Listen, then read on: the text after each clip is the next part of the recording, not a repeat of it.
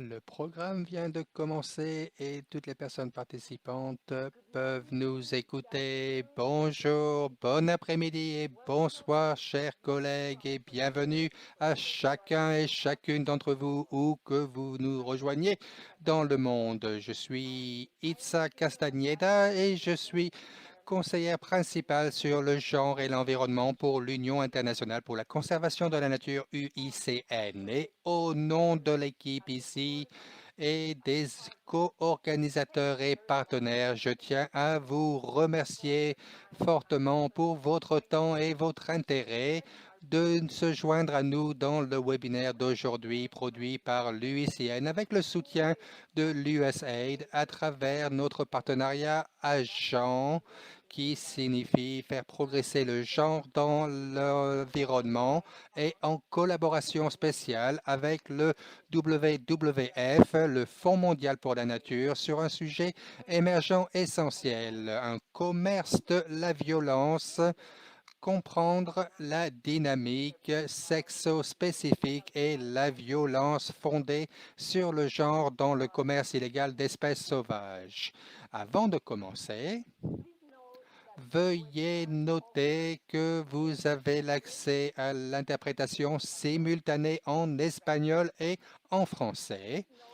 Veuillez noter que pour écouter ce webinaire dans votre langue préférée, vous devez télécharger l'application Interactio à partir de Apple Store ou de Google Play Store. Lorsque vous ouvrez cette application, vous devez saisir le code de l'événement GBV en lettres majuscules, trait d'union ENV en lettres majuscules. Il est généralement plus pratique d'écouter la traduction, l'interprétation avec un casque sur un téléphone ou à partir d'un autre appareil, sans oublier de couper le son de votre ordinateur, si bien qu'ainsi vous pourrez entendre clairement l'interprétation en direct. L'email d'inscription que vous avez reçu comprend également des informations à cet égard et si vous avez quelques questions que ce soit, contactez-nous par la boîte de discussion de chat. Voici une démonstration rapide de comment accéder à l'interprétation. Donc, nous allons lancer une session virtuelle. Nous sommes maintenant très habitués à ce format, mais il y a un certain nombre de points d'ordre pratique que je dois partager avec vous. Tout d'abord, notez que cette session est enregistrée et sera disponible sur notre site Internet en 3 langues. Notez que les micros seront gardés en sourdine pour minimiser les distractions de connectivité. Votre participation active est encouragée au travers du chat box. N'hésitez pas à partager vos commentaires, observations ou questions au fur et à mesure que celles-ci surviennent au long de la session. Nous les rassemblerons ensemble et les organiserons pour les intégrer ensuite et nous tâcherons d'y répondre dans le cadre de la séance des questions-réponses. Les ressources clés se trouvent dans la case Documents du panneau de configuration. Vous trouverez différents éléments et documents qui sont placés ici et autres publications que nous allons lancer aujourd'hui. Si vous avez quelques difficultés que ce soit, n'hésitez pas à prendre contact avec notre équipe en coulisses au travers du chat box. Et enfin, je voudrais remercier l'ensemble de l'équipe ici dans les coulisses et nous sommes aussi reconnaissants à nos partenaires au WWF et USAID qui a rendu cela possible.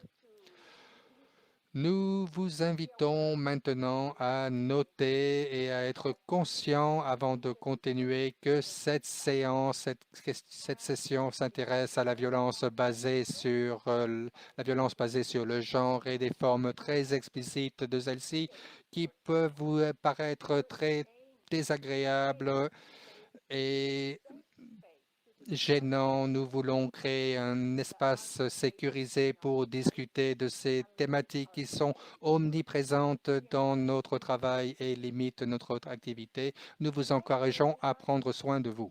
Le webinaire d'aujourd'hui va partager des conclusions qui se ressortent d'une publication très récente du WWF qui est ressortie, qui s'était publiée aujourd'hui, ou justement sur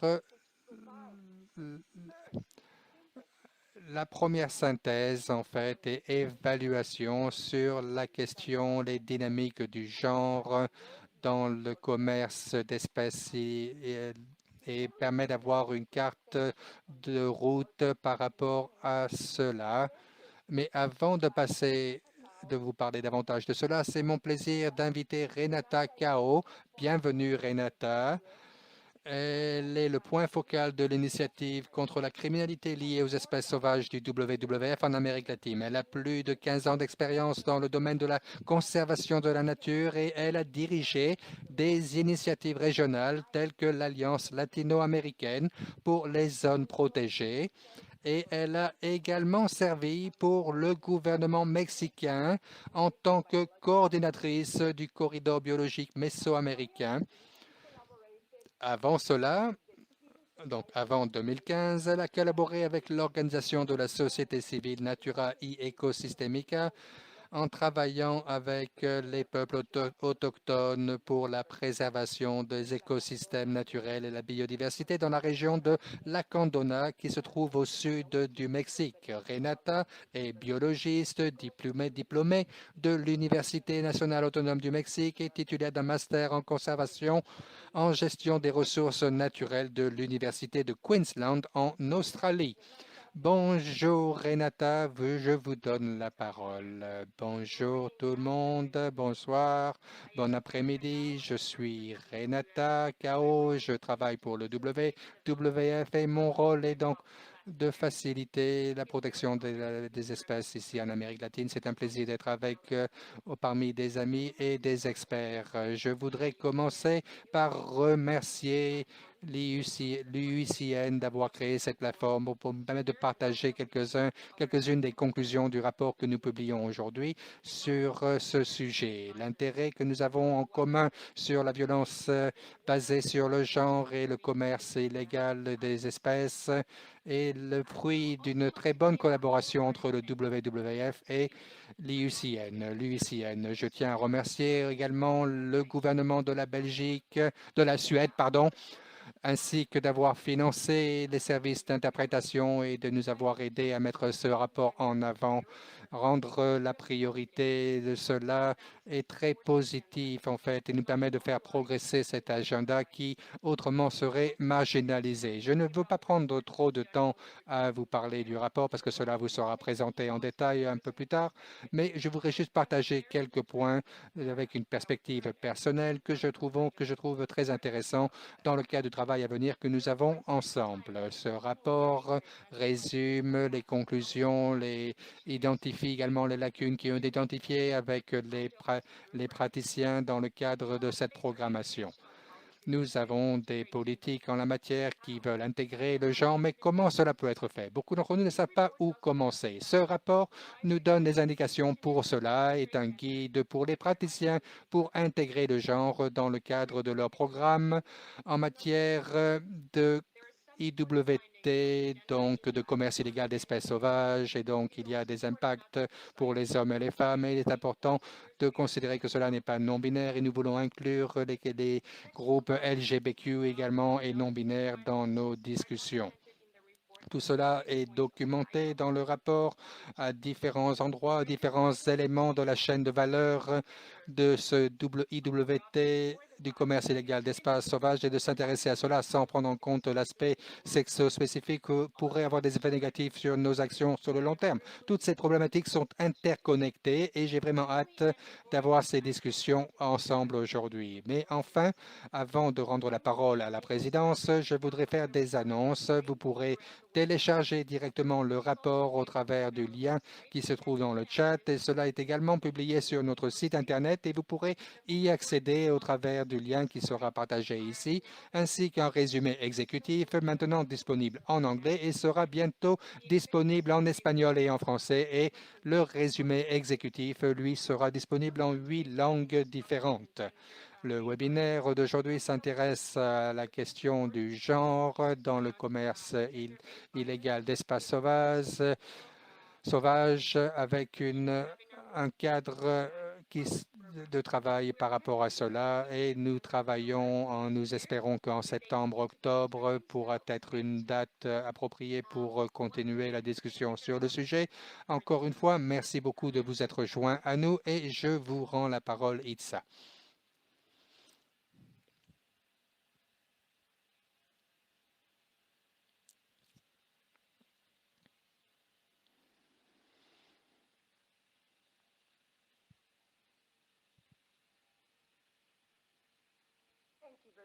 Merci beaucoup. Merci Renata pour cette allocution initiale importante. C'est un vrai plaisir pour nous en tant que UICN de travailler avec le WWF sur ces problématiques et nous avons hâte d'en savoir plus sur ce rapport dans quelques minutes de cela. La session d'aujourd'hui fait partie d'une série de webinaires sur les questions du genre dans le cas de l'environnement qui sont organisées par l'UICN avec le soutien et la collaboration de USAID au travers du partenariat que nous avons en place au travers de Agents.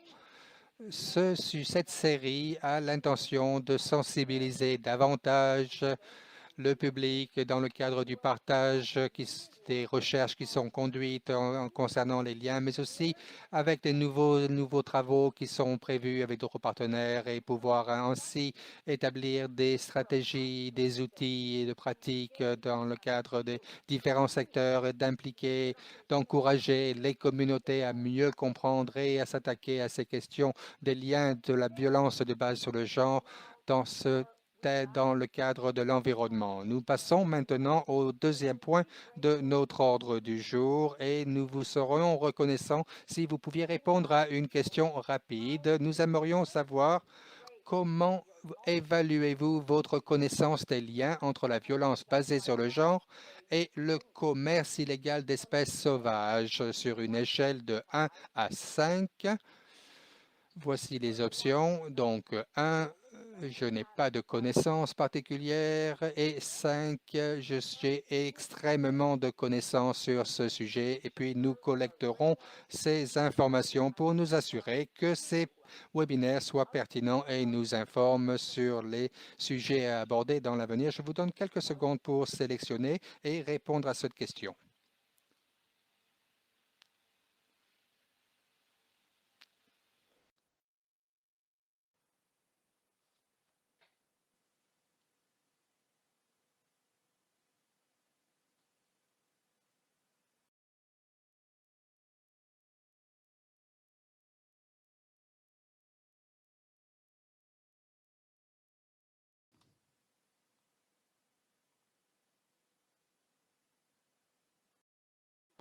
Donc, ici, nous avons le résultat.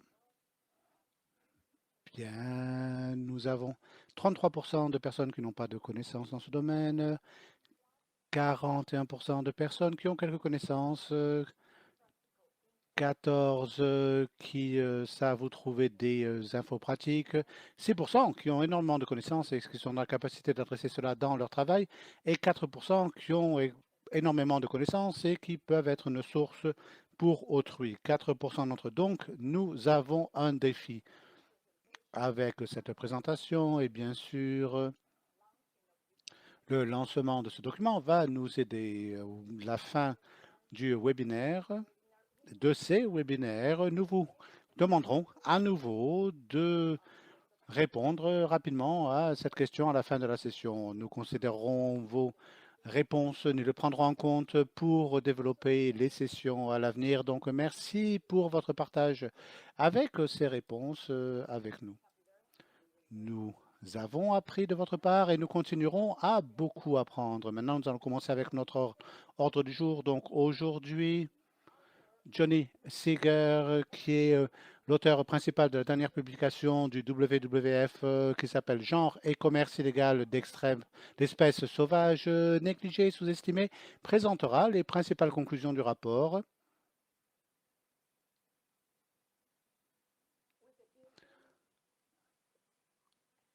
Elle le fera Un instant. Et donc, c'est mon plaisir de vous présenter Johnny Seeger.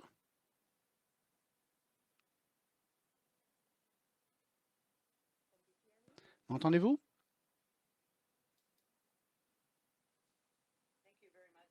Merci énormément. Merci de ça.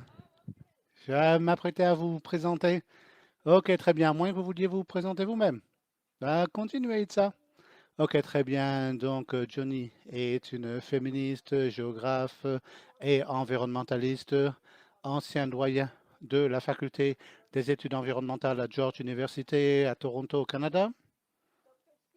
Elle est, Dr Seeger est aujourd'hui maintenant professeur émérite Goldman d'art et de sciences à l'université Bentley de Boston. C'est une spécialiste de l'analyse environnementale selon le genre, des méthodologies féministes. Elle a travaillé dans le domaine de l'environnement et du développement pendant de nombreuses années, apportant des perspectives de genre dans les projets et programmes environnementaux pour les gouvernements et les organisations du monde entier. Johnny est également l'auteur principal, comme je l'ai mentionné, de cette toute nouvelle publication. Johnny, la parole est à vous. Merci beaucoup. Merci Tsa et Renata. Je me sens tellement privilégié d'être ici aujourd'hui.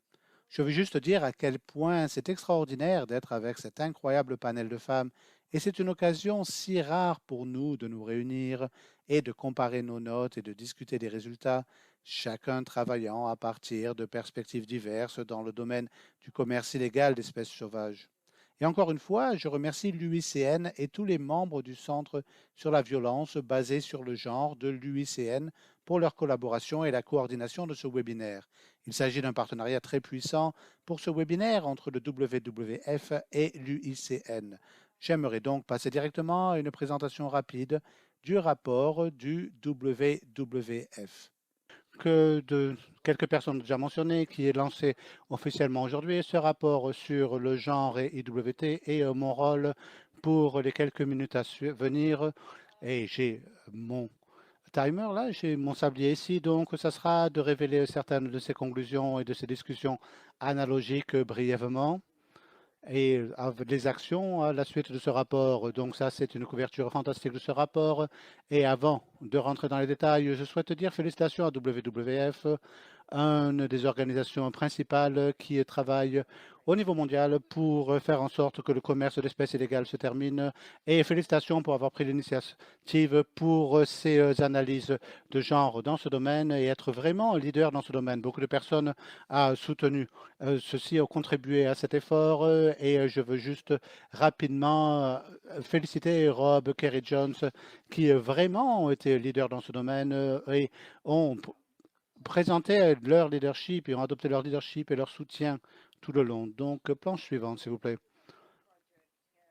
Bon, le projet WWF a des objectifs assez ambitieux au niveau conceptuel et nous, en espérant que cela puisse fournir un véhicule pour aider les amis dans l'espace et le développement d'une cartographie genrée de l'espace IWT. Donc, notre objectif est aussi de développer et d'aider à développer de nouveaux discours et de nouvelles priorités autour de IWT et du genre et de vraiment faire en sorte que les analyses de genre soient considérées au sein de IWT et se retrouvent considérées dans un domaine plus général, dans le domaine de l'environnement, avec les personnes présentes dans ce webinaire et aussi qui sont présentes dans ce domaine depuis de nombreuses années. Jusqu'à récemment, IWT a été impliqué dans ce domaine, dans l'environnement. Nous avons aussi eu des objectifs opérationnels spécifiques pour ce rapport, pour présenter une synthèse de ce que nous connaissons et de ce que nous ne connaissons pas. Et franchement, c'était une partie assez conséquente concernant les conclusions de ce rapport, c'est-à-dire la partie que nous ne connaissons pas en ce qui concerne la question de genre et IWT pour développer une approche systématique d'intégration d'analyse de genre dans le travail de IWT afin de pouvoir développer des orientations pour les praticiens et pour l'élaboration de politiques, des orientations spécifiques en identifiant des domaines clés de questions de recherche.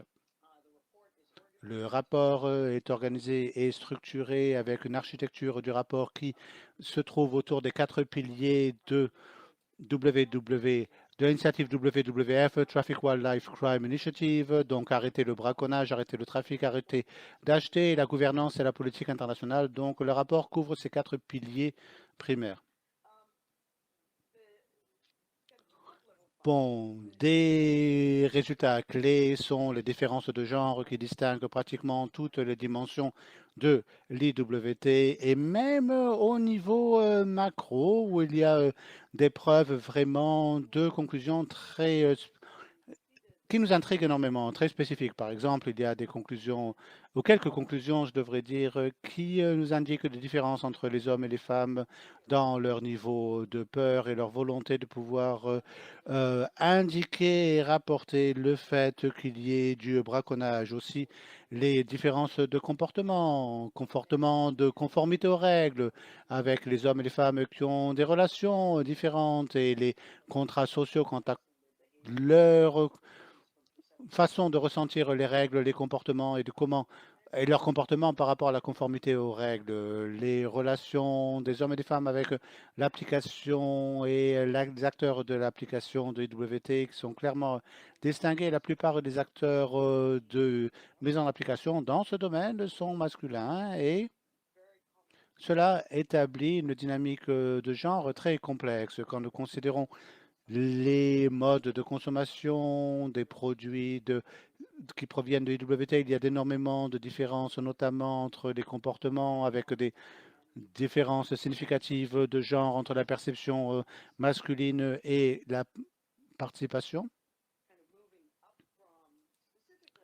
Et maintenant, nous avons des résultats peut-être un peu plus précis avec des résultats clés à un plus large niveau. Les femmes et les hommes participent différemment à tous les domaines de la navigation intérieure, du braconnage à la consommation et à l'élaboration des politiques. Les hommes et les femmes ont des perceptions, un accès à un contrôle différent sur les ressources environnementales, y compris la biodiversité. Vraiment, ce qui est très intéressant comme parcours à suivre concerne la notion de besoin économique. C'est souvent identifié comme un moteur de IWT ou de besoins économiques et le besoin d'avoir ce besoin économique est lui-même genré comme les avantages et les bénéfices du braconnage, du trafic des espèces sauvages. Et donc, ces coûts, ces avantages du braconnage, de la consommation et du trafic d'espèces sauvages sont différents pour les hommes et les femmes, tout comme les coûts et les avantages d'y mettre fin. Et donc, à travers toute ma présentation, je parle prédominamment des différences binaires entre hommes et femmes parce que c'est vraiment ce qui est prévalent ici, mais nous reconnaissons tous que c'est en fait important de pouvoir garder notre vision analytique au-delà de ces constats binaires. Donc, quels sont les éléments principaux à garder à l'esprit? Donc, des dynamiques de genre systématiques solides qui en découlent infusent le commerce illégal d'espèces sauvages ainsi que les efforts pour le freiner. Et l'élément important qui nous rassemble autour de ce webinaire aujourd'hui avec cette élaboration de l'UICN, c'est que la violence sexuelle et l'inégalité de genre sont des facilitateurs de la navigation. Elles sont des facilitateurs de IWT à des points tout au long de la chaîne de valeur.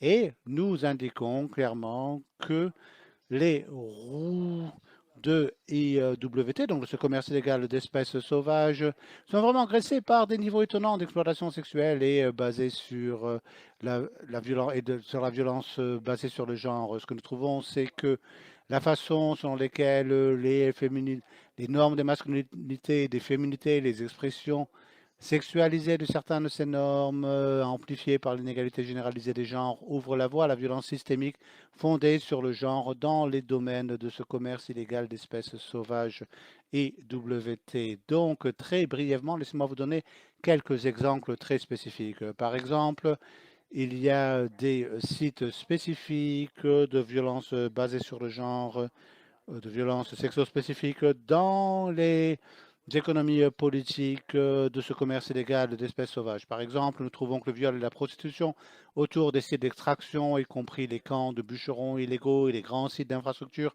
où les travailleurs masculins engagent les femmes dans tous les deux, donc commerce d'espèces sauvages et demande du sexe. Donc cela a été documenté à Madagascar et en Ouganda, entre autres. Il y a aussi des sites de violence basés sur le genre qui sont notamment concentrés dans les domaines de politique économique, de commerce illégal d'espèces sauvages. Donc en fait, par exemple, on peut entendre des choses comme ça. Vous sortez faire des paris, jouer aux jeux de paris. Le soir, vous vous prostituez, puis vous mangez à ce que vous ne pouvez pas manger à la maison. C'est l'ensemble qui le rend attractif, en fait. Donc des points chauds de plaisir masculin illicite combinant un accès relativement libre à la consommation d'espèces sauvages illégales accompagnées de prostitution des femmes et trafic sexuel. Nous trouvons aussi ce que je trouve là, notamment, ce sont des pratiques communes de violence sexo-spécifiques dans les économies politiques du commerce illégal d'espèces sauvages. Par exemple, la corruption sexualisée avec les pots de vin exigés des femmes dans le domaine de la commerce illégal d'espèces sauvages. Une grande partie de ceci, c'est une corruption sexualisée avec les pots de vin exigés des femmes susceptibles de prendre la forme d'exploitation sexuelle. Beaucoup de personnes autour de cette table ronde et qui écoutent ce webinaire ne seront pas surpris avec la dynamique, le sexe pour du poisson, documenté notamment dans l'Est de l'Afrique et que nous trouvons ailleurs où il y a des restrictions de genre qui gardent les femmes éloignées de la possibilité de pêcher pour elles-mêmes et d'avoir accès à des bateaux de pêche qui combinent à une scarcité des ressources qui produit une dynamique où les femmes qui veulent aller au marché pour vendre du poisson sont fortement dépendantes des hommes qui sont les seules personnes permises à aller pêcher. Et souvent, pour que les hommes permettent aux femmes de vendre leurs poissons, ils demandent en échange des relations sexuelles. Donc cela est pratiquement une exploitation sexuelle fortement intégrée, inclus dans ce système. Bien, nous avons trouvé un autre exemple particulier, mais sans aucun doute cela illustre une dynamique semblable ailleurs ou dans la région du parc national de Kafue au Zambie, une région des des femmes économiquement marginalisées dans la région du parc national de Kafue en Zambie se trouvent sous pression et se trouvent poussées à fournir un logement aussi bien que du sexe aux braconniers saisonniers en présumant que ces femmes qui ont peu d'autres choix économiques non seulement fourniront un logement pour les braconniers, mais aussi des relations sexuelles. Et la honte et les secrets autour de ceci protègent aussi bien l'identité du braconnier et la réputation de la femme. Nous avons aussi des preuves de honte à la masculinité des hommes et des garçons dans le braconnage en disant que vous devez pouvoir gagner plus d'argent pour la famille et les jeunes hommes sont très souvent harcelés, intimidés par les hommes plus âgés ainsi que les partenaires féminins et les autres membres de la famille.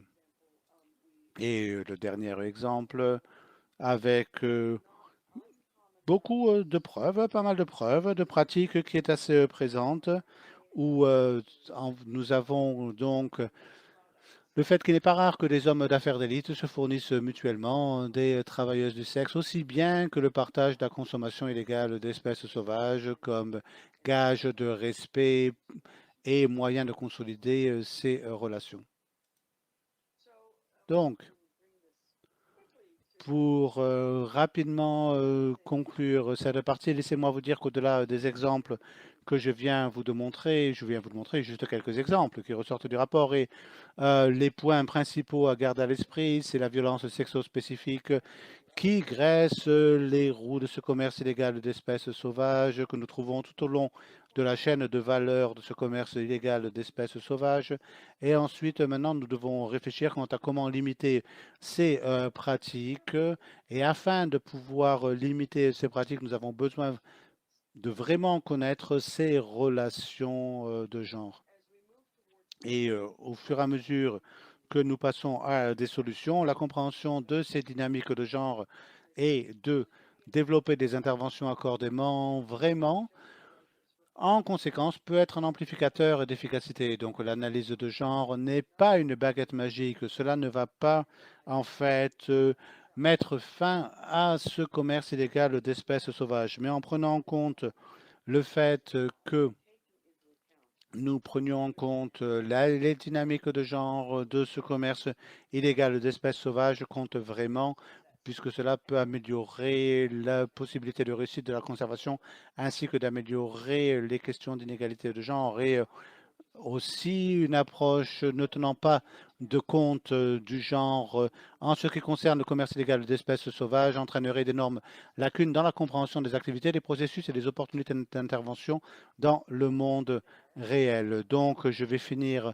sur ce point et j'ai vraiment hâte d'entendre le reste de notre table ronde aujourd'hui et leur opportunité d'intervenir. Donc, laissez-moi vous remercier et pour ceux d'entre vous parmi notre public qui souhaiteraient peut-être faire une capture d'écran, une photographie de ce lien qui vous mènera vers le rapport lui-même que vous pourrez télécharger, ainsi que le fait que cela soit intégré dans l'architecture du webinaire et vous pouvez reprendre cela avec les documents fournis. Merci beaucoup. Merci beaucoup Johnny pour cette recherche importante et de nous avoir éclairci un peu plus sur ce lien très important entre la violence basée sur le genre et les espèces sauvages. Nous avons hâte d'en attendre davantage dans le cadre de la session questions-réponses que nous aurons un peu plus tard. À présent, j'aimerais juste mentionner que l'an dernier, nous avons également publié un document sur les liens qui existent entre la violence basée sur le genre et les espèces sauvages et le commerce d'espèces sauvages. Vous l'avez peut-être vu. Je vais partager le lien dans le webinaire également, mais je crois que ces deux publications et l'inspiration qui est de beaucoup d'entre vous nous ont inspirés à rédiger ces documents et nous aident à créer des nouvelles connaissances. Mais cela n'est pas suffisant. Nous voyons encore des lacunes à cet égard et c'est la raison pourquoi nous organisons ce webinaire. Pour continuer avec ce webinaire, c'est maintenant mon plaisir d'inviter et mentionner que Pam McElwee va être la modératrice de nos discussions aujourd'hui. Pam est professeure d'écologie humaine à l'Université Rutgers. Elle est spécialisée dans l'adaptation au climat, les services écosystémiques et la biodiversité et elle a été l'auteur principal pour l'IPBES et le GIEC. Elle a effectué de nombreux travaux sur le terrain, sur les questions environnementales au Vietnam, mais aussi ailleurs, en Asie du Sud-Est. Elle est titulaire d'un doctorat conjoint à la fois en foresterie et en anthropologie de l'Université de Yale. Elle est également responsable du groupe thématique sur les pratiques culturelles et la gestion des écosystèmes de la Commission de gestion des écosystèmes de l'UICN. Vous avez un accueil chaleureux et je vous donne la parole. Super. Merci beaucoup. C'est mon plaisir d'organiser cette partie du webinaire où nous allons inviter davantage d'intervenants qui se joindront à Johnny pour discuter du rapport et des exemples d'ordre pratique de comment nous traitons les violences basées sur le genre dans différents coins de la planète. Je voudrais inviter les panélistes à activer leur caméra et se joindre à nous. Je vais rapidement vous les présenter, Johnny, et je demanderai ensuite à chacun d'entre eux de partager quelques mots pour se décrire. Comme ça, nous pourrons faire plus ample connaissance et nous poserons ensuite des questions à chacun des panélistes. Nous leur donnerons un certain temps pour y répondre et avoir des interactions. Et pendant ce temps, Pendant que vous regardez ce programme, n'hésitez pas à partager vos questions que vous puissiez avoir et je les communiquerai ensuite. Et nous allons essayer de répondre à autant de questions que possible. Nous avons une quarantaine de minutes avant de conclure ce webinaire. C'est mon plaisir de vous présenter nos panélistes aujourd'hui. Nous avons Trang Nguyen, qui est une défenseuse vietnamienne de la faune sauvage. Elle a fondé une ONG locale au Vietnam qui s'appelle Wild Act et elle a travaillé à la lutte contre le commerce illégal d'espèces sauvages en Afrique et au Vietnam. Et actuellement, elle gère un programme intitulé Autonomiser les femmes dans la conservation des espèces sauvages, financé par USAID et le Challenge Rise de USAID. Hélène Agou, notre deuxième intervenante, est avocate et maître de conférences et chercheuse en droit de l'environnement à l'Université du Nigeria. Elle est chercheuse du futur africain de l'Alliance pour le partenariat africain à l'Université d'État du Michigan et elle a mené une recherche financée sur les femmes dans le trafic d'espèces sauvages en Afrique subsaharienne. La intervenante suivante est Juliana Machado Ferreira, qui est diplômée en sciences biologiques avec une maîtrise en sciences et doctorat en biologie génétique de l'Université de Sao Paulo. Elle a travaillé bénévolement pour l'organisation de lutte contre le trafic d'espèces sauvages SOS Fauna de 2007 à 2013 et a travaillé bénévolement pour y développer son doctorat en collaboration avec le Laboratoire national de médecine légale des services de la pêche et de la faune des États-Unis de 2005 à 2013. Elle a également été chercheur TED et exploratrice de Nat Geo. Elle est également fondatrice et directrice exécutive de Freeland Brazil depuis 2012, la branche sud-américaine de Freeland Global. Et actuellement, elle est la coordinatrice d'un projet de lutte contre le trafic d'espèces sauvages au Brésil en collaboration avec le WWF Brésil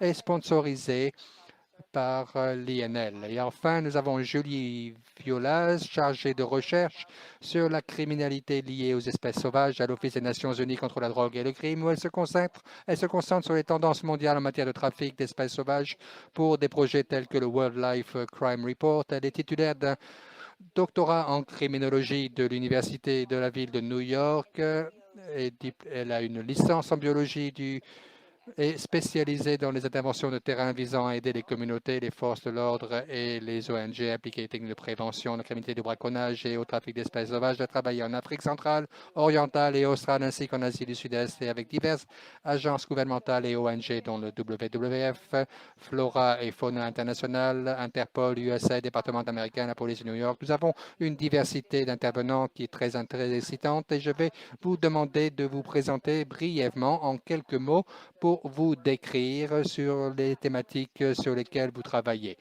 Trang, je vais commencer avec vous. Quels seraient les 3 mots que vous utiliseriez pour vous décrire et décrire le travail que vous effectuez? C'est tellement difficile de me donner la parole dès le début, mais je pense que ces 3 mots seraient têtu, je n'abandonne jamais. Super, je crois que ceci est nécessaire dans ce domaine. Hélène, quels seraient vos 3 mots pour vous décrire et décrire votre travail? Merci, je suis Hélène, j'ai du zèle par rapport à ce que j'ai fait, je suis enthousiaste pour les questions environnementales. Merci, ce sont des attributs dont nous avons besoin également dans cet espace, dans ce domaine. Juliana, qu'en est-il pour vous? Bien, je crois que je suis passionné, énergétique et capable. Super, merci beaucoup. Julie, qu'en est-il pour vous? Je dirais stimuler. J'aime les chats et je suis un peu geek. Fantastique. Nous avons une sélection formidable de différents individus avec des perspectives différentes. Abordons directement quelques-unes des questions. Ma première question sera adressée à Trang. Une des choses sur lesquelles votre ONG travaille actuellement est un projet visant à lutter contre la violence liée au sexe dans le domaine de l'environnement. Et je crois que c'est la première fois que ceci a été fait au Vietnam dans le cadre de le travail de conservation de la vie sauvage. Ceci a été financé par le mécanisme RISE Résilience et développement durable environnemental. Et que pouvez-vous nous dire ce que tente d'accomplir ce projet et pensez-vous qu'il puisse contribuer à la lutte contre la violence liée au sexe dans le secteur du commerce illégal des espèces sauvages?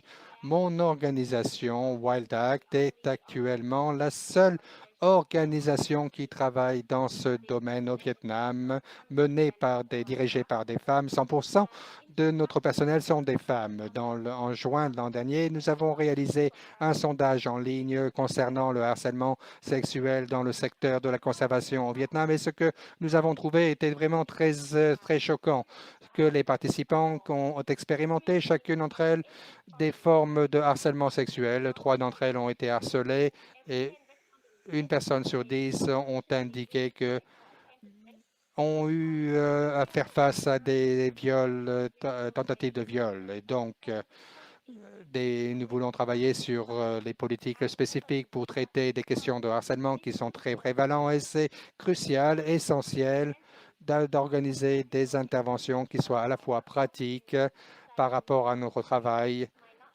et un nouveau bureau, par exemple, ne pourra pas travailler dans un parc vietnamien. Nous sommes financés par USAID dans le cadre du mécanisme de résilience et d'inclusivité de l'environnement durable. Dans le secteur, nous travaillons avec des institutions et autres ONG, agences gouvernementales pour publier des directives, les directrices qui sont pertinentes par rapport à nos activités et elles seront appropriées par rapport au contexte dans lequel nous travaillons. Nous avons organisé une série de webinaires avec un total de 130 participants ces derniers mois sur les différents programmes qui peuvent les aider à identifier et comment réagir et prévenir ce type d'incident ou cette problématique. Fantastique. J'espère que nous pourrons revenir sur certains des détails de votre projet. Est-ce que je crois que c'est un bel exemple d'initiative du bas vers le haut ascendante qui seront absolument essentielles dans cet espace. Mais je voudrais m'assurer de pouvoir poser une question à chacun des intervenants avant de pouvoir commencer un peu plus d'interaction entre nous avec des questions du public. J'ai maintenant une question pour Hélène.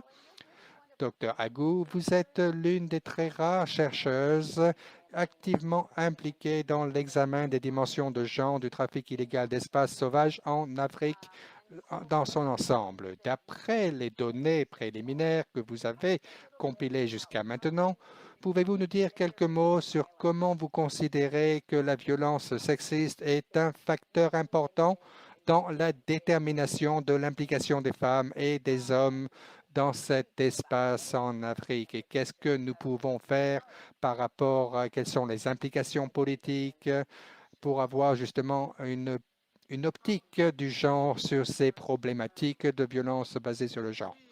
Merci beaucoup.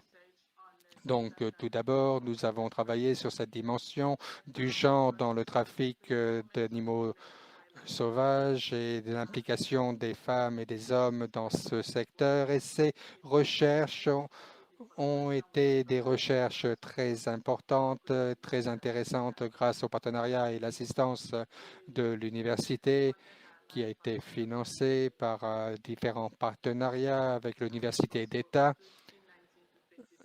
de 2019 à 2020.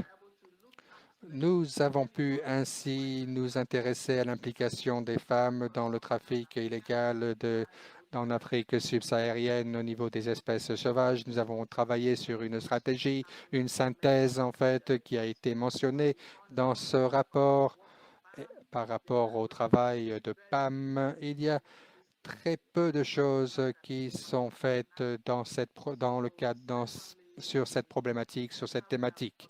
Deuxièmement, ceci donc a déjà été publié et récemment, nous avons lancé un sondage en ligne en raison de la pandémie qui s'intéresse à l'autonomisation des femmes dans le domaine de la conservation pour la nature au travers du monde, comme nous l'avons vu en Afrique subsaharienne, et cela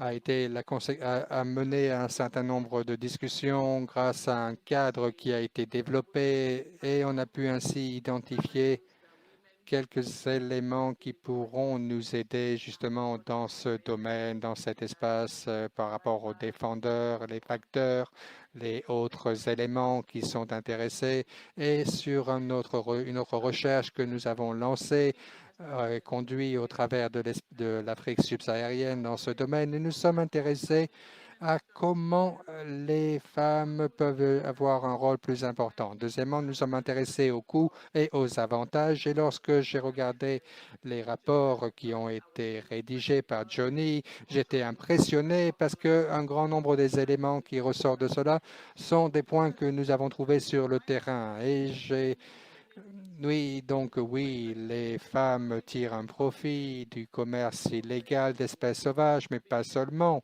parce que c'est quelque chose qu'elles veulent faire, mais c'est en raison des inégalités économiques. Ce n'est pas nécessaire et c'est la conséquence d'un besoin. Et nous avons trouvé dans ce cadre que la violence sexiste est beaucoup plus répandue dans cet espace, que la grande partie de la région subsaharienne a un manque de revenus si important et les besoins sont très conséquents. Donc, nous nous sommes intéressés à cela et sur l'aspect du genre et donc qu'au nombre de femmes et d'hommes qui travaillent et qu'il y a une implication plus importante. Comment est-ce que les femmes ont pu échapper à l'arrestation? Ce sont des questions qui sont pas nécessairement discutées au niveau élevé, mais au niveau de criminalité en matière de commerce illégal d'espèces sauvages, ces femmes se trouvent dans des situations compromettantes et avec les organismes d'application de la loi et donc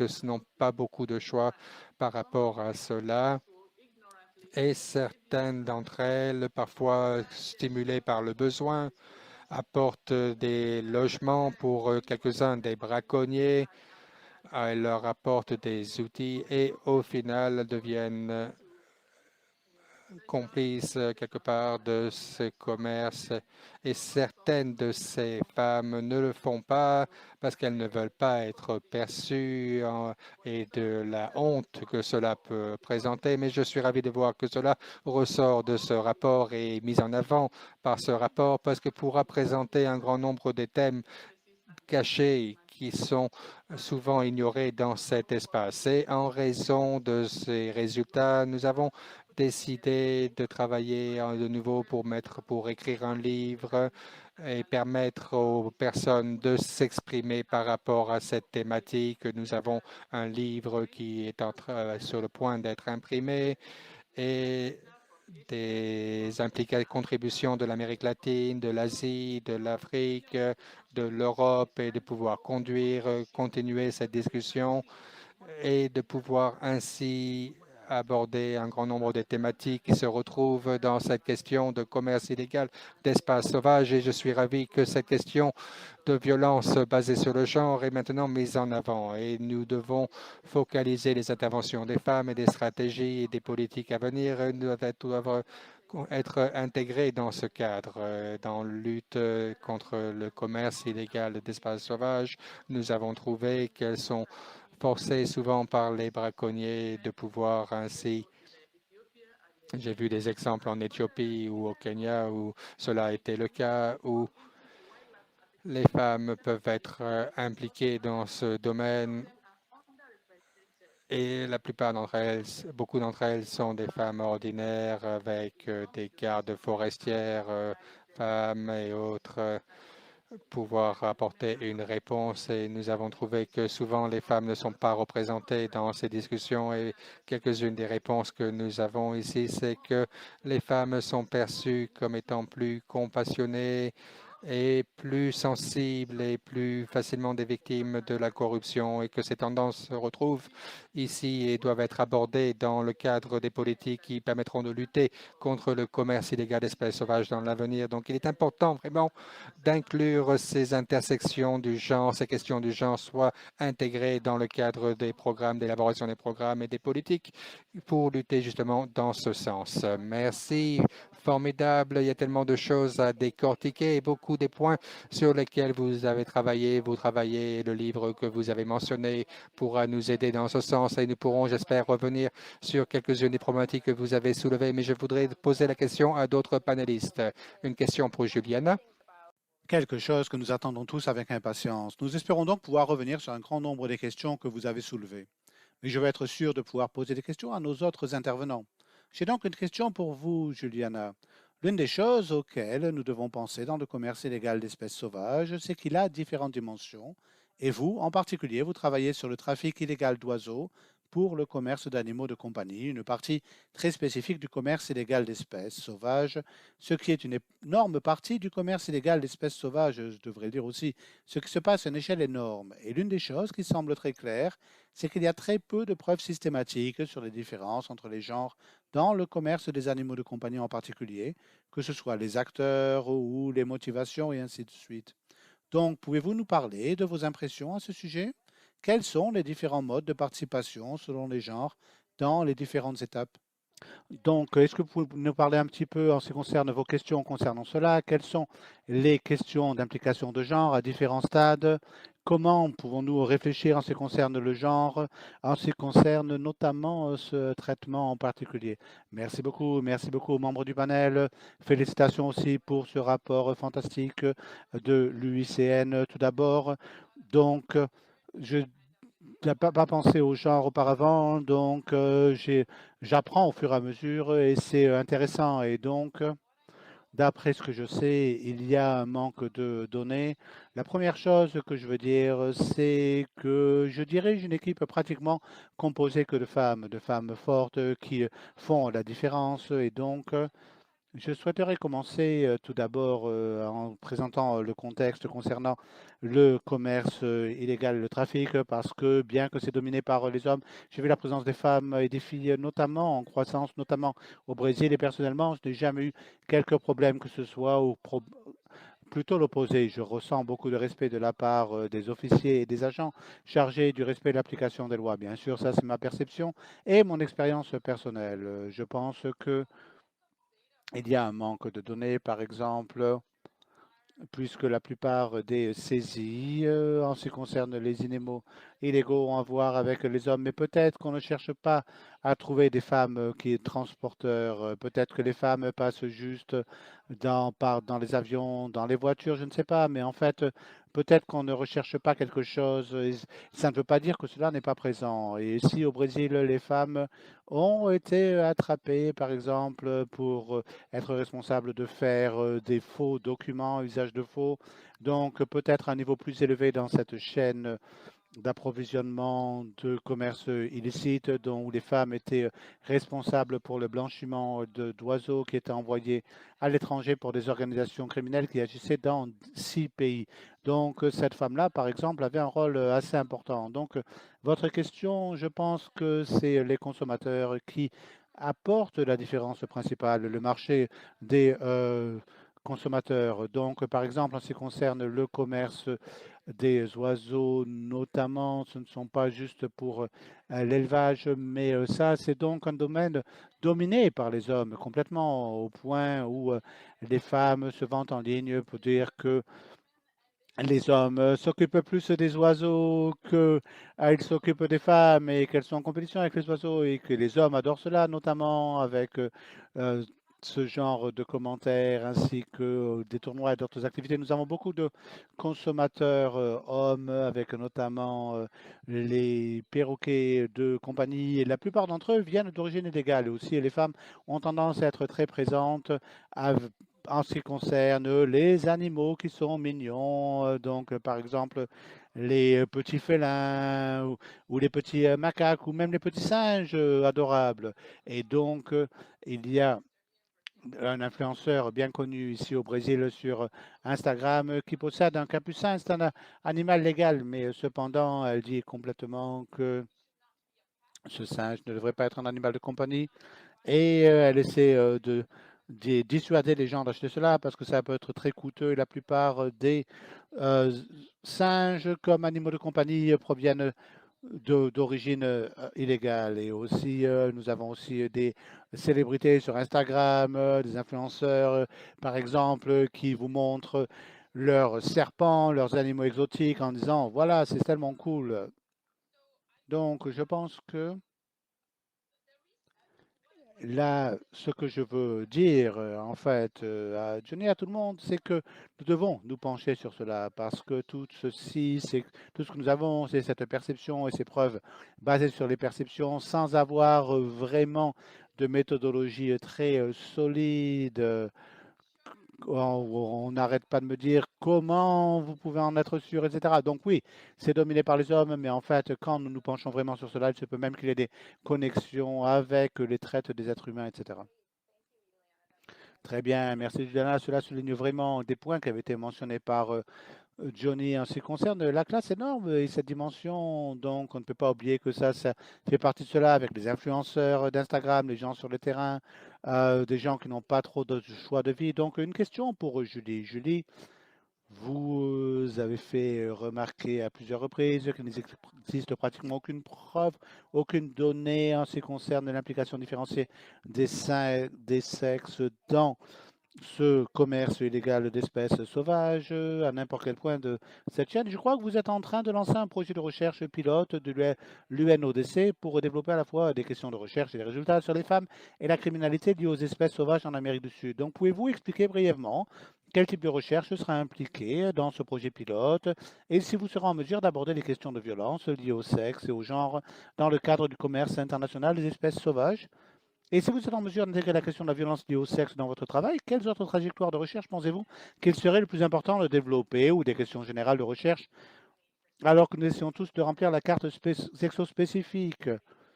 Merci, merci pour cette question et merci à Jody pour ce travail fantastique. Donc, nous allons commencer un projet qui va se pencher sur l'implication des femmes dans le commerce illégal d'espèces sauvages en Amérique latine. Et la première des choses sera d'essayer de comprendre où se trouvent les femmes dans cette chaîne, aussi quel est leur rôle et pourquoi. Parce que cela joue un rôle aussi sur la violence sexo-spécifique et pourquoi et où les femmes sont impliquées.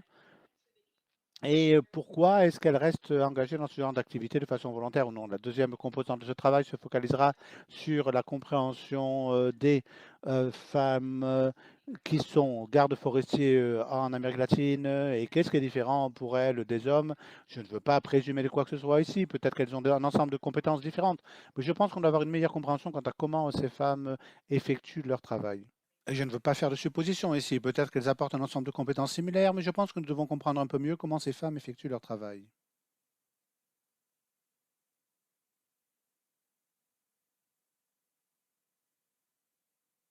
Donc, comprendre les défis auxquels elles font face. Et ensuite, je pense que l'une des questions de recherche sur laquelle nous ne nous concentrons pas en ce moment, mais peut-être que nous devrions le faire, c'est donc, la compréhension des défis qu'elle doit affronter. Ensuite, une question récente, en fait, sur laquelle nous ne focalisons pas pour l'instant maintenant, mais peut-être nous devrions le faire, c'est que nous mettons en place toutes ces politiques basées sur le genre en termes de représentation des femmes à différents niveaux, etc., et de ça pour s'assurer que tous ces éléments soient inclusifs. Mais vous le savez, c'est vraiment une question de faire des essais et parfois des erreurs. Et nous avons besoin de comprendre, notamment en ce qui concerne les femmes gardes forestiers, en ce qui concerne l'élaboration de politiques et l'application des politiques en place.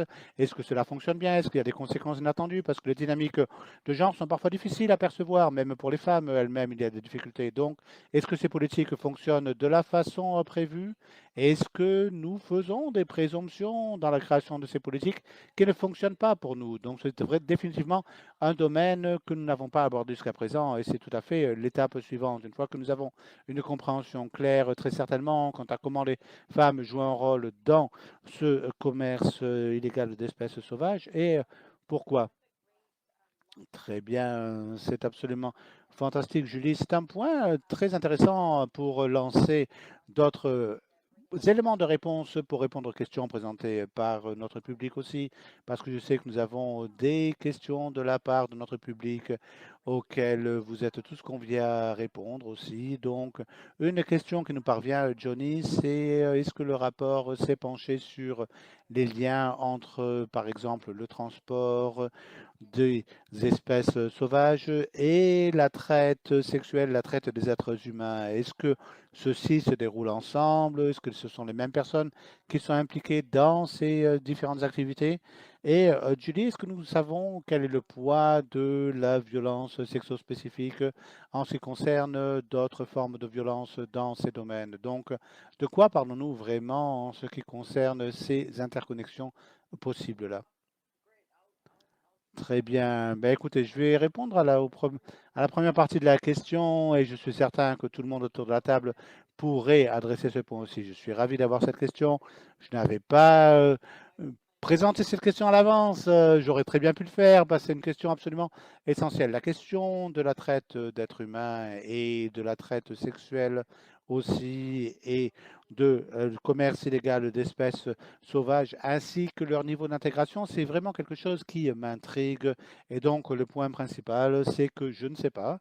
Je n'ai pas rencontré qui que ce soit qui le sache, mais j'ai demandé à beaucoup de personnes à travers ce projet exactement cette question en ce qui concerne est-ce que ces différents trafics, notamment en ce qui concerne le trafic et le commerce illégal d'espèces sauvages et le trafic d'êtres humains, est-ce qu'ils sont semblables? En fait, la notion est semblable en utilisant les mêmes réseaux de transport, les mêmes dispositifs ou des dispositifs semblables avec des dispositifs semblables aussi bien littéralement que de façon métaphorique. Mais ma question, c'est est-ce que ce sont les mêmes acteurs impliqués? C'est-à-dire, est-ce que les gens qui trafiquent les êtres humains sont ceux qui sont engagés dans le trafic d'espèces sauvages? Et je dois vous dire que personne ne semble avoir la réponse à cette question. Et je me dis, bien, il y a un petit peu de preuves comme quoi il se peut que nous parlions des mêmes personnes, mais la plupart des personnes ne savent pas. Cependant, au bout du compte, tout ce que nous pouvons dire, c'est que nous ne le savons pas vraiment. Et je pense que ce serait vraiment très important, un point très important pour des recherches supplémentaires et des témoignages supplémentaires. Et je me penche vers tout le monde autour de la table en me demandant si qui que ce soit autour de la table a des informations en ce qui concerne ceci. Mais ma recherche et mon rapport n'a pas pu trouver quoi que ce soit de conséquent dans ce domaine. Oui, ça semble très certainement être un thème commun soulevé par tous les membres de notre table ronde, c'est-à-dire que si nous n'avons pas les données, nous n'avons pas les données, nous ne pouvons pas savoir où cibler les interventions potentiellement. Et donc un manque de données ventilées à ce qui concerne aussi bien ceux qui sont donc, par exemple, les gardes forestiers, où sont les registres? Qu'est-ce que nous avons dans ces registres? Si nous n'avons pas ces données, c'est difficile d'apporter une réponse. Est-ce que qui que ce soit d'autre autour de la table veut répondre à cette question, ou alors est-ce que vous voulez qu'on prenne une autre question? Je vais intervenir juste sur un point. Je pense que Johnny a raison. Il n'y a pas beaucoup de données dans ce domaine. Ceci n'a pas été le sujet de recherche étendue et je pense que ce que nous devrions dire quand nous parlons de ces choses, c'est que c'est une question de convergence parce qu'il y a certaines méthodes que les gens utilisent pour être engagés dans la pratique de trafic et le trafic du commerce illégal d'espèces sauvages. Il y a certains éléments, par exemple, tels que certains moyens de transport, qui sont utilisés de façon commune pour ce genre de trafic. Donc, je pense qu'il y a des chevauchements là, et c'est le genre de choses sur lesquelles nous devons voir avec la recherche où se déroulent ces chevauchements et est-ce que nous avons un chevauchement des acteurs impliqués. Donc, quand on parle de convergence, est-ce qu'on a une convergence des personnes impliquées dans le trafic d'êtres humains et dans le trafic du commerce illégal d'espèces sauvages? Mais de toute façon, nous avons certainement certaines méthodes semblables. Oui, et ce que d'autres personnes ont dit avant aujourd'hui, c'est que beaucoup de commerce illégal d'espèces sauvages, notamment au Brésil et en Amérique du Sud, est connecté à l'exploitation minière illégale, avec des constructions illégales d'infrastructures aussi, et aussi en ce qui concerne le braconnage des espèces sauvages, aussi avec des liens vers et l'exploitation sexuelle des femmes. Je ne serais pas surpris si en fait ils transportaient d'autres choses aussi vers d'autres lieux. Oui, je pense que nous avons vu des déplacements en ce qui concerne les zones économiques où il y a des choses qui se déroulent, notamment en ce qui concerne le commerce illégal d'espèces sauvages. Et nous avons beaucoup de travailleurs sexuels là et beaucoup de bordels. Et donc, je pense qu'il y a un lien très clair entre ce commerce illégal d'espèces sauvages et d'autres crimes aussi, avec probablement des interactions et des liens. Oui, c'est un point très important parce que nous ne pouvons pas séparer ce commerce illégal d'espèces sauvages des autres questions. Hélène, je pense qu'il y a une intersection entre le commerce illégal d'espèces sauvages et d'autres activités telles que peut-être la traite d'êtres humains, mais la vérité, c'est que il y a un scénario où des jeunes filles sont attirées pour venir peut-être pour le tourisme et ensuite se retrouvent à devoir transporter des produits d'espèces sauvages sans même savoir qu'elles sont utilisées pour un tel trafic. Donc, je pense que nous avons besoin d'avoir des recherches supplémentaires. D'autres questions en ce qui concerne les études de base, c'est que la plupart des études, nous avons besoin d'aller sur le terrain, c'est-à-dire ce que l'UNODC planifie pour le Nigeria,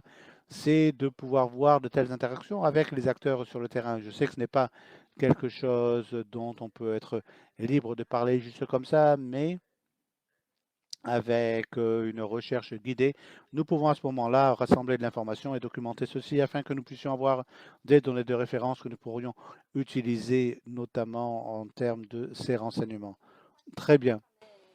Nous avons une question qui parle des différentes formes de commerce. L'aspect sexo-spécifique, par exemple, des bushmeat pourrait être différent que le trafic illégal d'animaux domestiques, par exemple. La question est adressée à Hélène, mais je vais l'adresser à tout le monde ici. En fait, certains exploitants, personnes pourraient être en position de force, et pourraient être femmes et pourraient être derrière certaines de ces problématiques et auraient accès à des capitaux pour payer des pots de vin, etc. Donc les femmes peuvent occuper et jouer des rôles très contradictoires. Et un des points qui semble être important à comprendre est quels sont les facteurs nationaux qui stimulent ce type de commerce. Est-ce que ce sont des éléments qui sont contenus au niveau local, national, ou quand est-ce que cela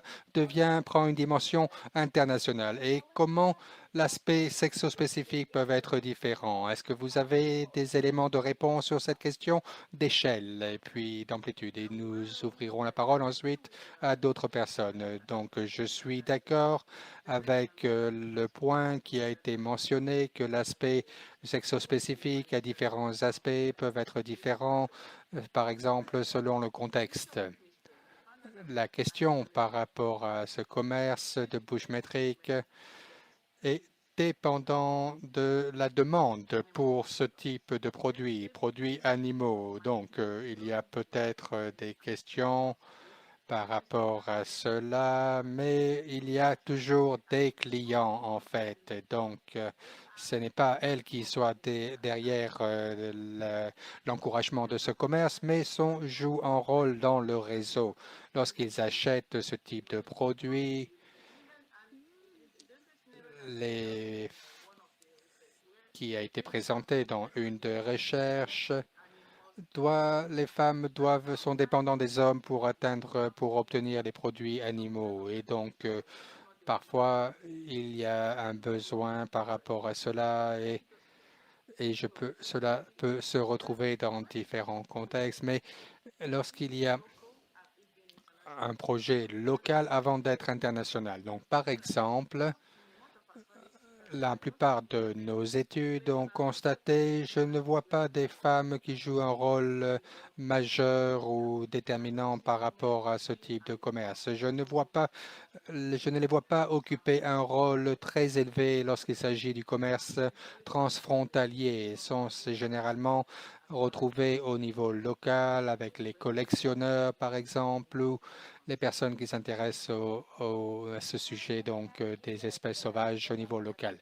J'aimerais vous inviter à réfléchir un petit peu sur cela, Trang. Je sais qu'au Vietnam, il y a une dimension internationale à laquelle nous devons accorder une attention. Comment est-ce que votre ONG aborde cette optique, en fait, des moteurs internationaux en dehors du Vietnam, les sources de matériaux et que souvent ce commerce illégal se fait en dehors du Vietnam? Comment vous traitez cela?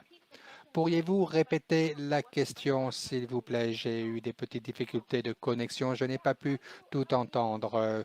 Comment est-ce que le travail que votre ONG fait sur le terrain, est-ce que vous établissez une distinction entre la dimension internationale du problème par rapport à la source et l'origine de ce problème et que souvent cela se retrouve en dehors, ou est-ce que cela est plutôt à l'échelle nationale? Comment pouvez-vous équilibrer votre attention par rapport à ces deux aspects? Je crois que c'est en fait assez difficile de répondre à cela dans la lutte contre le commerce illégal d'espèces sauvages, souvent des espèces qui viennent de l'Afrique, qui viennent en Vietnam, l'ivoire des éléphants par exemple, ou les cornes des rhinocéros ou autres, et comment nous faisons le travail sur le terrain par rapport à la détection de ce type d'activité de commerce illégal. Et souvent, nous travaillons avec d'autres ONG pour pouvoir faire des opérations sous couvert, en fait, pour nous intéresser à ces activités de la communauté asiatique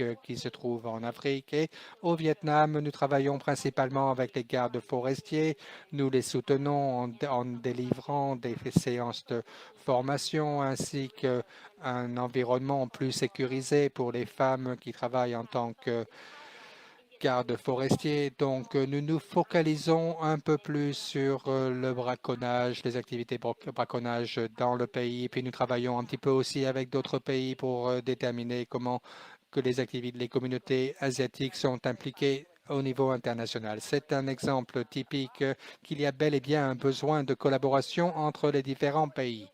Johnny, comment est le rapport traite de la question de la violence basée sur le genre et l'échelle par rapport à l'amplitude de celle-ci et ce qu'on ne sait pas nécessairement. Donc, lorsque nous parlons d'échelle et d'amplitude, je crois que cela est essentiel vraiment pour comprendre quelques-unes des dynamiques. Et je voudrais revenir un petit peu sur ce que Hélène a indiqué que pouvoir avoir des moyens de subsistance diversifiés qui soient apportés aux femmes au niveau local pourrait vraiment changer la donne en matière de recrutement de femmes. Je crois que vous avez utilisé le terme de rapture. Les femmes au niveau local sont au courant de ce qui se passe dans leur communauté, dans les réseaux économiques autour d'elles, et souvent nous ne sommes pas en mesure d'exploiter cela en raison de la prévalence des hommes, des gardes forestiers, qui sont généralement nos observateurs officiels, et donc souvent elles ne parlent pas ou elles ne devraient pas parler avec les femmes dans la communauté. Donc la question de travailler à l'échelle locale est une question qui est critique et très importante et qui est connectée à cette question de moyens de subsistance. Et donc il nous faut créer des voies, des parcours pour les femmes qui pourraient élargir leurs perspectives et réduire ainsi leur dépendance vis-à-vis des hommes. On a parlé de l'exploitation sexuelle, par exemple, tout à l'heure, et ce que Hélène a mentionné il y a quelques instants, comme quoi les femmes sont dépendantes des hommes en tant que chasseurs. Donc, je crois que c'est important de s'intéresser à l'aspect local et c'est essentiel. Et il n'y a pas énormément de preuves par rapport à cela, mais il y a en fait des études très intéressantes qui pourraient être conduites sur ces sujets-là, y compris avec vous, Pam. Vous êtes très modeste ici en tant que modératrice, mais je crois que c'est une question tout à fait essentielle. Nous arrivons au terme de notre session, donc je vais être très strict pour essayer de poser deux questions encore et demander à nos intervenants d'être brefs en répondant à la question des questions concernant la communauté et les questions des communautés LGBTQ. Est-ce que celles-ci sont traitées dans l'espace du commerce illégal d'espèces sauvages? Quelles sont les problématiques qui sont importantes à savoir dans ce domaine? Est-ce que quelqu'un voudrait répondre en 1 ou 2 minutes? Est-ce que c'est quelque chose qui a été abordé par le rapport? Est-ce que nous avons des données qui sont recueillies sur cette problématique, sur cette question?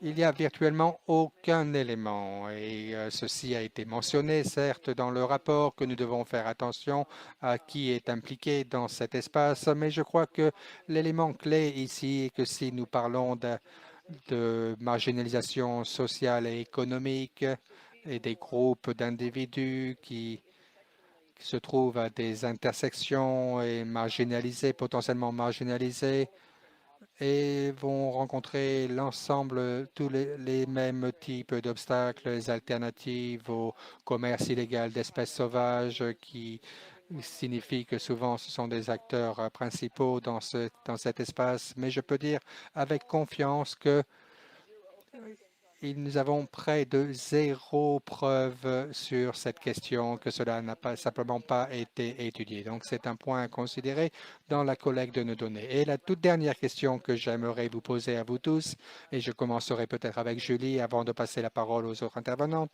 le commerce illégal d'espaces sauvages n'est pas seulement une question de conservation, c'est aussi une question de droits humains, et en particulier lorsqu'on a cette optique de violence basée sur le genre. Comment est-ce que les bailleurs de fonds ou les autres acteurs ou personnes du public peuvent aborder ceci en fait en matière de gouvernance et de droits humains et comment avoir une optique qui soit intégrée à l'ordre du jour, à l'agenda, d'une manière à intégrer cette problématique sur les différents programmes et le travail sur le terrain. Est-ce que vous avez des éléments de réflexion pour des éléments de réponse à cette question, Julie? Oui, oui, oui. Donc, traiter ceci comme étant un crime tout aussi important que d'autres crimes. Il y a bien entendu des liens, comme nous en avons parlé, et comme quoi les priorités accordées par le gouvernement ne sont pas nécessairement là où elles devraient être. Il y a souvent des implications qui vont bien au-delà avec la perte complète de ces espèces sauvages et de traiter cela avec le même niveau de ressources que nous utilisons pour d'autres types de crimes et qu'il y a un aspect de sophistication qui doit être appliqué ici. Et donc, ce sont des comportements criminels, des implications, des préventions qui doivent être activées et c'est un sujet très complexe mais doit être abordé ainsi. Peut-être quelques très rapidement des mots de conclusion.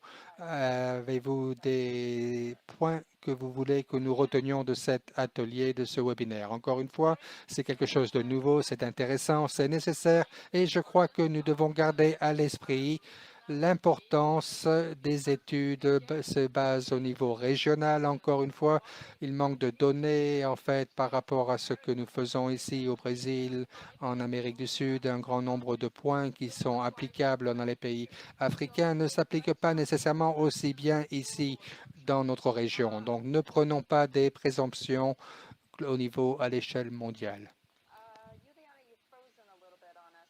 Oh, votre connexion a semblé être bloquée maintenant. OK. Oui, je suis d'accord avec Julie. Le fait...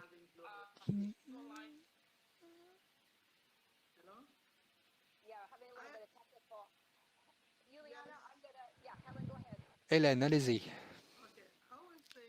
Je disais que oui, nous avons des applications et implications régionales qui peuvent être différentes. Et pour faire référence à ce que vous avez indiqué, ce n'est pas tout à fait une question seulement de conservation, mais de droits humains. Et c'est la raison pourquoi les lois et les implications des personnes impliquées ici sont très importantes. Et c'est la raison pourquoi je suis ravi de savoir que cette question de violence sur base sexuelle est transversale et intégrée dans toutes les discussions. En matière d'application au niveau mondial, oui, nous avons des différences par rapport à ce commerce illégal d'espèces sauvages. L'Afrique est une région de source. Nous avons une diversité importante d'espèces sauvages, beaucoup d'espèces, et nous sommes reconnus pour cela. Donc, il y a les politiques et les programmes qui sont élaborés par rapport à cette région ne sont pas toujours en effet applicables à d'autres régions. Et je crois que c'est la raison pourquoi une approche mondiale doit être adoptée ici. Un dernier mot de votre part, John. Trang, pardon, je crois que c'est une problématique, une question relative aux droits humains, mais nous devons aussi nous souvenir que les individus qui sont tout au sommet sont les personnes les plus puissantes par rapport au réseau de commerce illégal d'espèces sauvages, qu'il y a beaucoup de corruption qui a lieu et dans ce domaine et que les personnes qui sont généralement arrêtées sont les individus qui se trouvent en bas de cette hiérarchie, qui vivent dans la pauvreté, qui ont faim, qui n'ont rien pour survivre et donc non, ils sont un petit peu poussés dans ce secteur, dans ce domaine et donc et les condamnations et les pénalisations donc sont très élevées pour ces personnes-là. Et dernier mot pour vous, Johnny, avant que je rende la parole à Itza. Je disais juste que c'est clairement le début de notre conversation et c'est loin d'être la fin de nos discussions. Je suis ravi de voir qu'il y ait un vrai intérêt important dans la poursuite de recherches dans ce domaine, pas seulement sur la violence basée sur le genre, mais aussi avec une intégration de l'aspect sexo-spécifique dans toutes nos perspectives. Itza, je vous rends la parole. Pam, and Merci beaucoup, Pam, et merci à tous les intervenants. Et au nom de UICN, nous vous remercions très sincèrement. Nous remercions également les participants pour votre intérêt dans ce sujet. Nous vous remercions pour votre temps aujourd'hui. Nous espérons que cela a été un sujet intéressant, une session intéressante et bien organisée. Et comme John l'a indiqué, et je crois que c'est la première d'un grand nombre de discussions. Avant de conclure, nous avons une question à vous poser très rapidement, vous les participants. La question est la suivante et de savoir, et nous apprécierons votre retour, votre feedback. Cela nous permettra d'améliorer notre travail en allant de l'avant. C'était dans le même type de questions que nous avons posées au début de cette séance, cette session. Donc, après ce webinaire, comment est-ce que vous considérez être votre connaissance actuelle sur la violence basée sur le genre en connexion avec le commerce d'espèces inégales? Il y avait une échelle de 1 à 5 et la deuxième question est la suivante. Est-ce que ce webinaire a été utile pour accroître la sensibilisation sur comment la connaissance la violence basée sur les genres et le commerce d'espèces animales illégales peuvent vous aider dans votre travail? Veuillez nous aider et répondre à ces questions, s'il vous plaît.